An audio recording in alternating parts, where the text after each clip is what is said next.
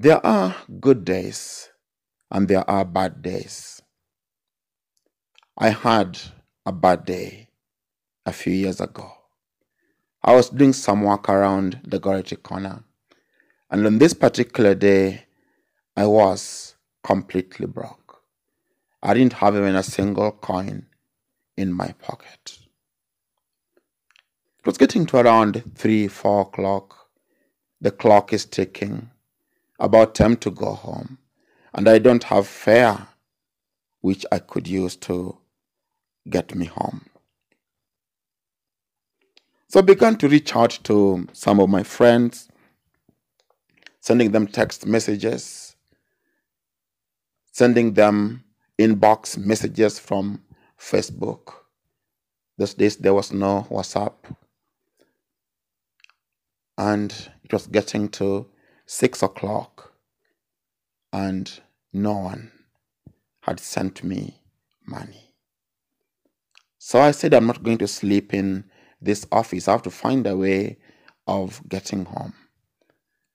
So I rose up from my desk and began to walk. Got to Ngong Road and began to walk towards Lenana School, and then on to Karen, and then on to Galleria. When I got to the Galleria area around Bomas of Kenya, it was very dark.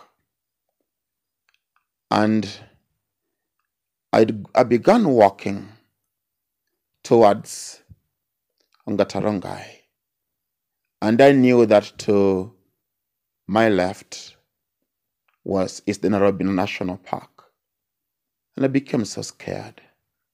How about if thieves will lay me on the way and attack me? How would I explain to people that I was walking, going home at that hour of the night, that I couldn't get into a matatu because I didn't have money?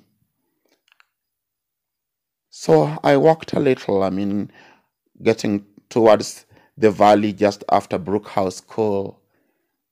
And I decided, no, I'm not going to take this risk. I am going to get to the petrol station and I will sit right there with the attendants and the watchmen till morning. Thankfully, the following day was a Saturday, so I wasn't going to go to work. But I kept talking to God during this whole situation. And then when I turned back, walking towards Brookhouse, I heard someone call my name. And he called, Gory, let us go home. And I wondered, who is this? How did they see me in the dark? So I crossed the road. And I saw my friend and schoolmate, Robert Omolo. He didn't ask me many questions. He didn't ask me why I was there at that time. And he was with his family in the car. So I got into the car and he drove till we got to Masai Lodge. And from there it was easier for me to get home. Now that particular experience, I saw the hand of God. Someone can say it was a coincidence, but I'd reached that point where there was nowhere else I could go.